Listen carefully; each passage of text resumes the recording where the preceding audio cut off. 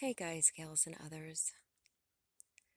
I just wanted to show you, if anyone's late to the game, most people know that this right here is my church. This is what, to me, is an absolute religious experience for both of us, for both Dune and I. We're out here walking, and I could not have picked a more beautiful spot to stop and toke up a little bit before we continue our walk. Everywhere you look,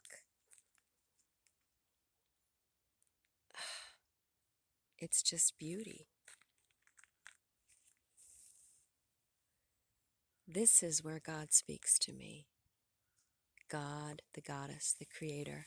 Dude, he's pulling me and it's like hard to keep steady.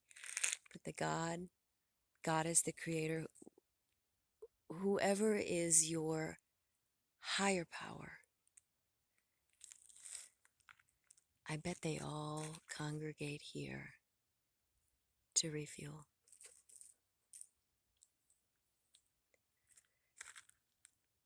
Here's to taking that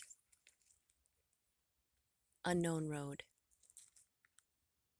because you may suddenly find yourself in paradise. Oop. Dude is ready to continue walking. So on that happy note, get out into your churches, your real churches, and heal.